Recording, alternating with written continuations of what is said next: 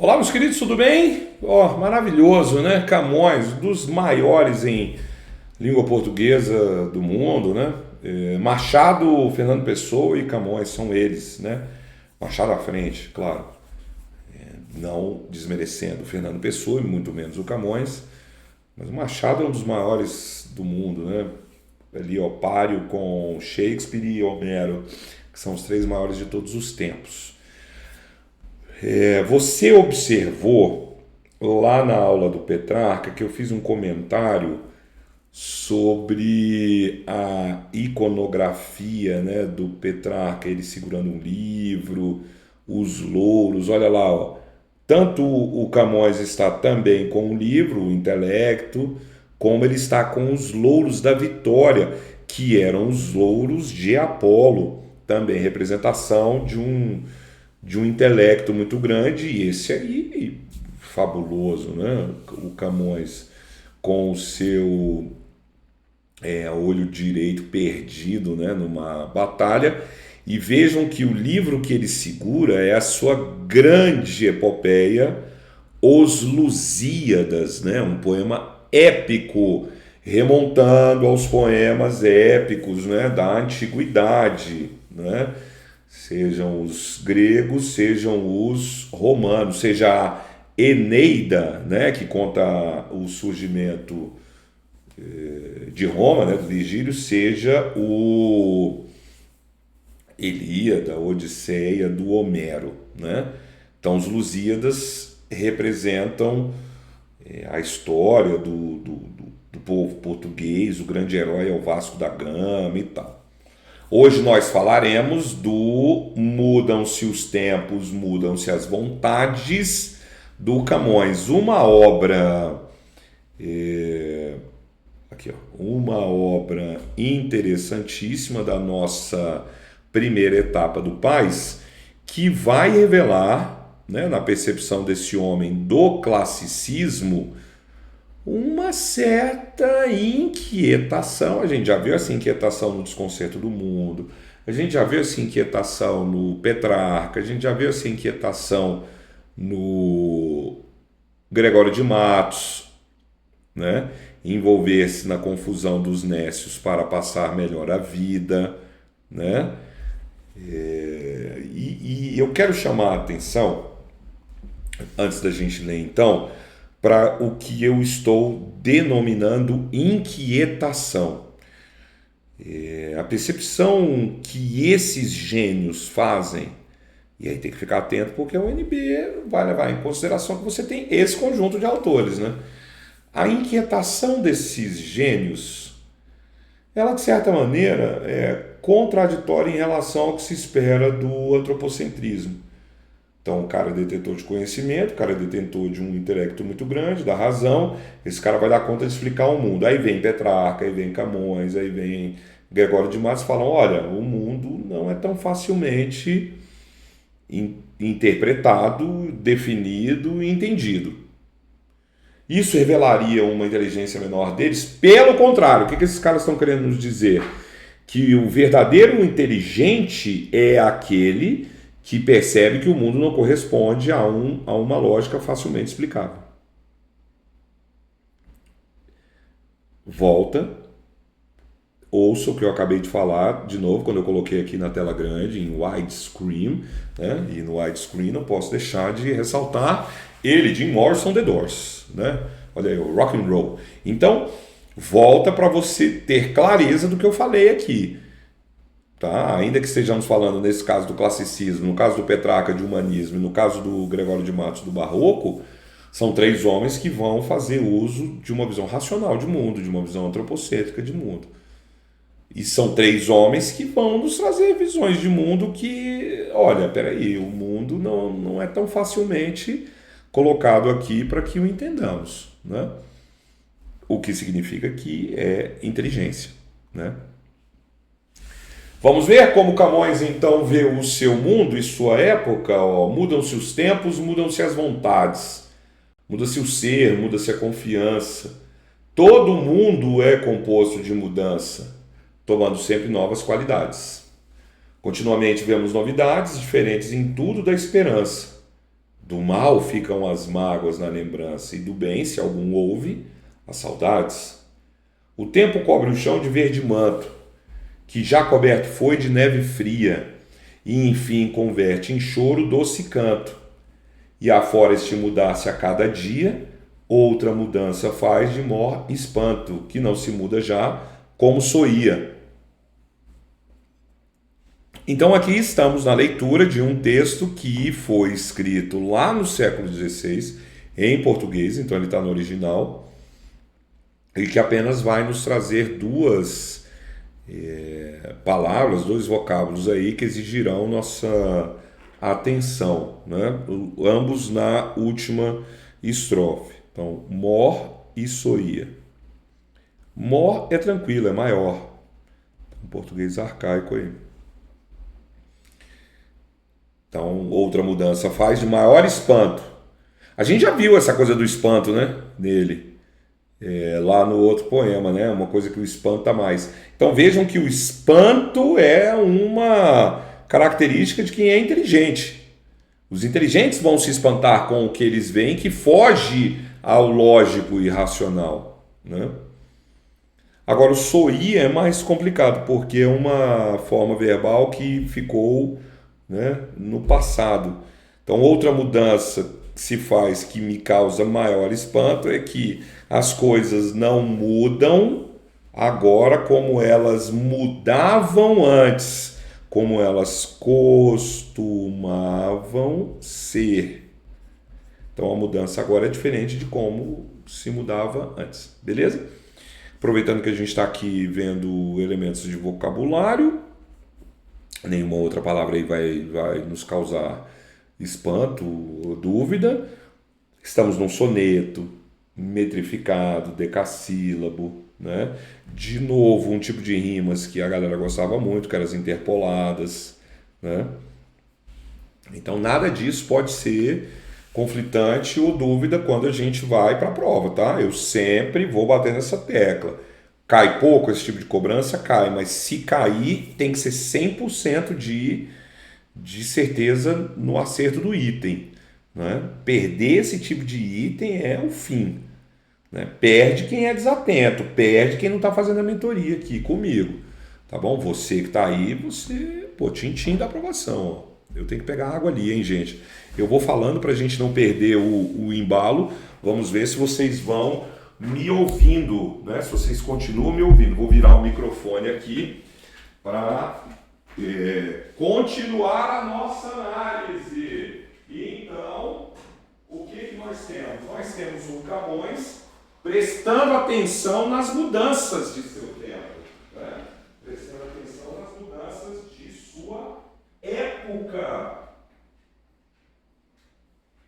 E o interessante é que o Camões, ao perceber essas mudanças, depois eu vou ver, né, como é que ficou nessa gravação, a minha ida ali na nossa central aqui de produções, o verdadeiro laboratório de videoaulas para os aprovados. Então o Camões, observando aí as mudanças, deixa eu repetir o que eu falei, vai que ficou ruim.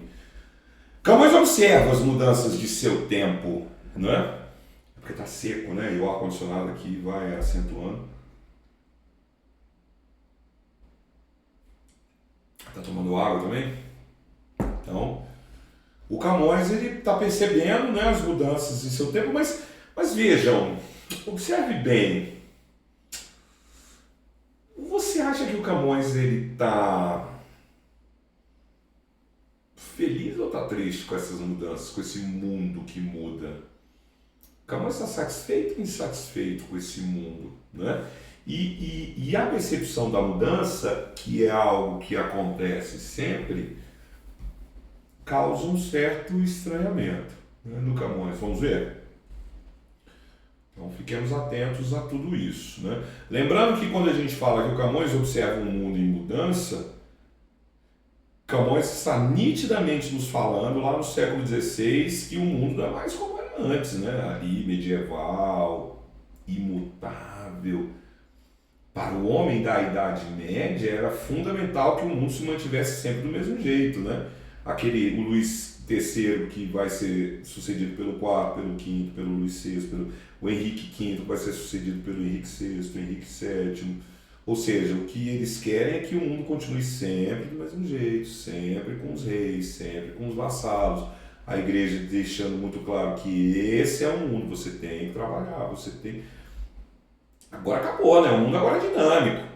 Vive-se em cidades e não mais em feudos, né? Você tem a burguesia numa lógica acelerada, né? De um dinheiro que gira no comércio, a nobreza decaindo, a própria igreja sendo questionada. Não nos esqueçamos que Camões escreve na época em que já tem a Contra-Reforma, né? Porque eu já tenho a reforma, Lutero, 1517, eu já tenho o Camões vai morrer, ninguém sabe direito, né, quando que o Camões nasce e quando que o Camões morre, por isso que eu coloquei nas aberturas aqui, né, o C, todo mundo sabe o que significa esse Czinho aqui, ó, esse Czinho significa cerca de, né?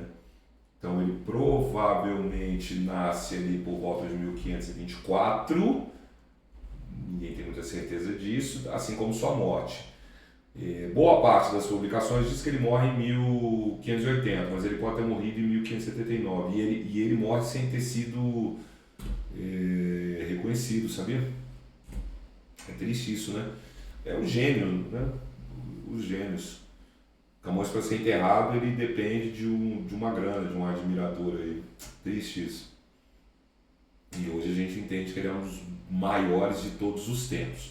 Então, esse nosso poema do Camões, ele mostra esse olhar do poeta para um mundo em constante mudança. Um mundo que vai mudar muito na Europa com as colônias, e o que as nações, Holanda, Portugal, Espanha, na sequência Inglaterra, o que essas nações vão ter de desenvolvimento por conta da exploração das colônias, né? Então, Camões começa, mudam-se os... Tudo muda, todo mundo é composto de mudança. E essas mudanças sempre trazem coisas novas. Qualidades não no sentido aqui de dizer que é positivo, né? Mas coisas novas. Mudam-se os tempos, mudam-se as vontades. O ser muda, né? Nós estamos mudando. Muda-se a confiança. Então, ele começa o poema, qual que é o tema aqui? Tudo muda. Tudo muda, né? E ele continua no tema, né? Continuamente vemos novidades, então aqui estamos nós, né? Diante dessas novidades, mas a chave do que eu comento lá no início da aula, o que o Camões acha, né? Perguntei para vocês, então diferente de tudo na esperança. Olha aqui, olha esse ponto. Aqui já tem uma virada, hein? Presta atenção nesse ponto.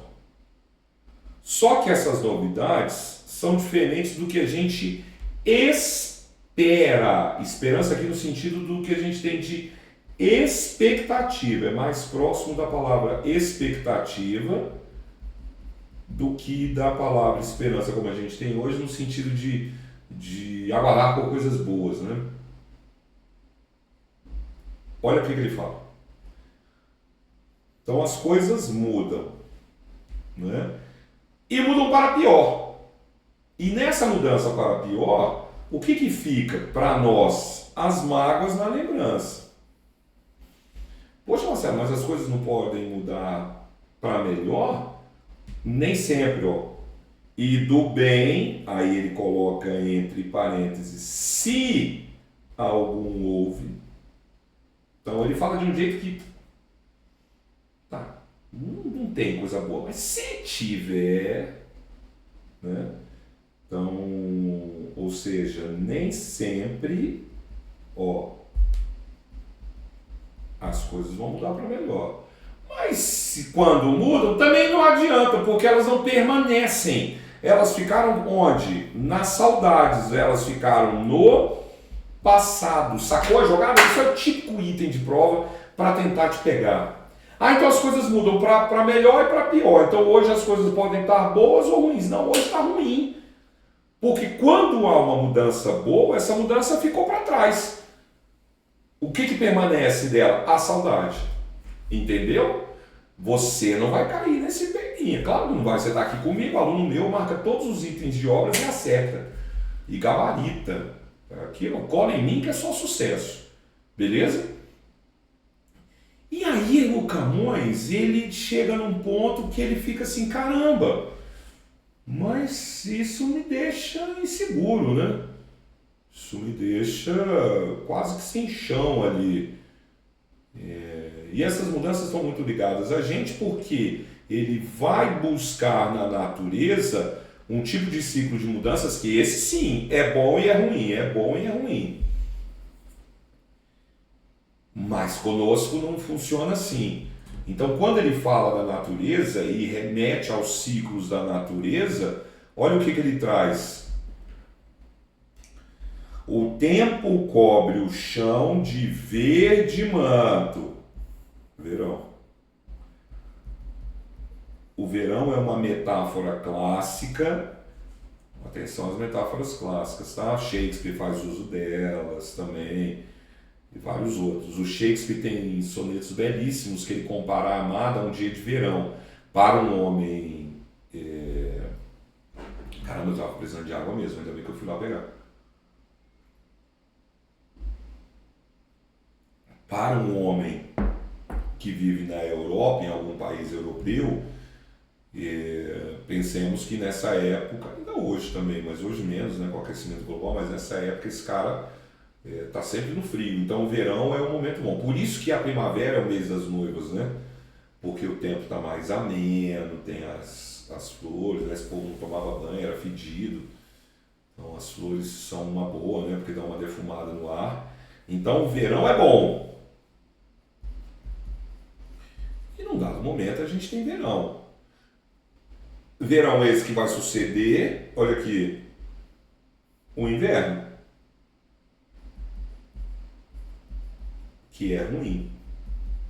No inverno não se caça, come-se uma comida que está estocada, né? Você está intocado dentro de casa o tempo todo, pensa nos castelos lá gelados. Então, por isso que o verão ele costuma ser a metáfora da juventude, do auge da nossa vida, e o inverno também é uma metáfora clássica nessa época da velhice, do fim da vida. Então, olha só, esse ciclo é um ciclo que nunca muda. Então, há 100 anos atrás teve inverno e teve verão, há 1000 anos atrás teve inverno e teve verão. Há 2000 anos atrás teve inverno e teve verão, mas o que Camões fala? Que as mudanças estão acontecendo para pior. E, enfim, então olha a conjunção aí para dar a conclusão. Converte, aqui está na ordem inversa, em cuidado, gramática, converte o doce canto em choro. Então, o doce canto é convertido em choro. Doce canto é aquilo que é bom, é convertido naquilo que é ruim. Então, as mudanças para mim são ruins. As mudanças no tempo são boas e ruins. É um ciclo. Marcelo, então, eu estava dando uma mentoria ontem, coincidentemente ontem, também falando sobre esse poema, né? Num outro projeto. Né? Esse aqui é o meu projeto das videoaulas de análise e eu estava num outro projeto, eu trabalho em muitas frentes, muitos lugares, e a gente estava fazendo essa mentoria e o menino me fez uma pergunta tão legal, porque aí é ao vivo. Aliás, se você um dia quiser, né, uma live, uma coisa ao vivo também, manda uma mensagem pra gente que a gente organiza e faz isso. E o menino fez uma pergunta tão legal, ele falou: Marcelo, então pro Camões é ruim, né? E como eu tinha acabado de comentar na mentoria, foram várias obras, eu tinha acabado de comentar o Desconcerto do Mundo, ele falou: Marcelo, então nos dois poemas aí, para o Camões a visão é ruim, né? Nos dá um sofrimento. E aí eu falei: exatamente, queridão, né? A ideia do sofrimento aqui, ó, o choro. Então, Camões, aí foi a conclusão que ele chegou, né, na nossa análise. Camões gosta, se vier um item disso, né? Camões gosta das mudanças? Não. Então a percepção de que o mundo está melhorando para o Camões, não está melhorando, né? Ele queria a segurança daquele mundo mais imutável.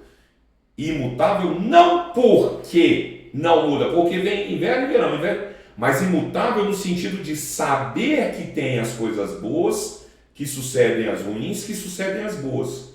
Então Camões agora percebe que algo foge à sua compreensão de uma mudança que costuma ser uma constante do mundo. Tanto foge que olha a conclusão dele. Esse plano é filosófico, hein, gente?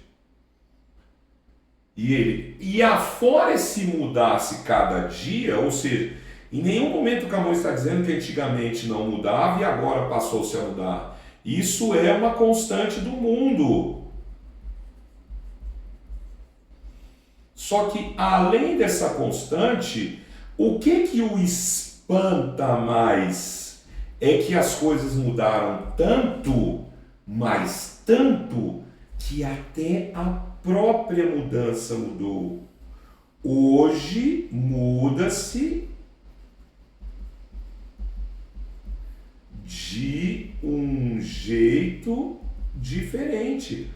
Então até a mudança agora está diferente. Converse com seu pai, com a sua mãe e perguntem para eles se na época deles as coisas mudavam como elas mudam hoje. Pergunta para sua avó. Vá ler pessoas de outras épocas. Mas, sobretudo, hoje, nesse mundo tão acelerado e doido que a gente vive, eu falo, a infância hoje é muito diferente em termos de mudança do que era na minha época. Eu estou com 50 anos. Minha mãe, que está com 78, ela fala da infância dela como também era muito diferente. Percebe? Então, até a forma de mudar mudou. E isso deixa o nosso Camões espantado, né? O que não revela que ele sabe menos. É o início da aula. Pelo contrário, o que revela que ele sabe muito mais. E por isso ele está percebendo todas essas coisas. Beleza, meus queridos? Poema intrigante, né? Poema fascinante aí, com um teor filosófico sobre a percepção da passagem do tempo. Um beijo e até o próximo episódio.